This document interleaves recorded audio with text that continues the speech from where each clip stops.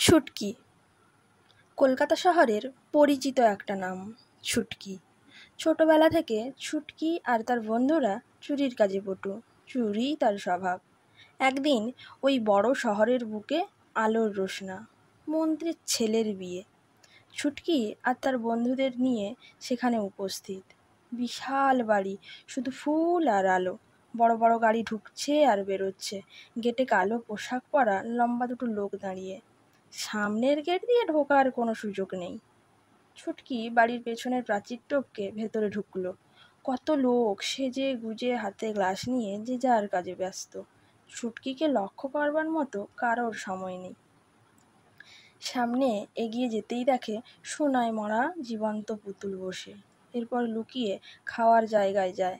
কত খাওয়ার, তবে লোকেরা খাচ্ছে কম, রেখে যাচ্ছে বেশি। আধপেটা খেয়ে থাকা ছুটকির কল্পনাতেও এসব আসে না। ছুটকি তার বন্ধুদের এক জায়গায় দাঁড় করিয়ে একটা টেবিলের তলায় গিয়ে বসলো, আর ওই টেবিলের নিচে গিয়ে খাওয়ার সাজিয়ে রাখার জায়গায় পৌঁছালো। কত খাওয়ারের মধ্যে মাত্র একটু নিল, আর বেরিয়ে আসবার সময় টেবিলটা একটু নড়ে উঠল। ধরা পড়ল ছুটকি। তাকে বের করে বাড়ির সবার সামনে খাওয়ার চুরির অপরাধে মন্ত্রীমশাই এক চড় মারলেন। খাওয়ারের থালাটা ছিটকে পড়ল দূরে। ছুটকির কপাল ফেটে রক্ত পড়তে লাগলো। অভিজ্ঞ জ্ঞানীগুণী মানুষদের মাঝে দাঁড়িয়ে ছুটকি গালাগালি আর মার খেতে লাগলো।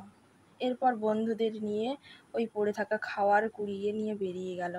বাইরে বেরিয়ে এক দৌড় গিয়ে থামলো রাস্তার পাশের একটা ফুটপাতে। বসে আছে একজন শীর্ণ উস্কো খুস্কো চেহারার মহিলা। ছুটকি গিয়ে বলল, খাওয়ার এনেছি, খাও।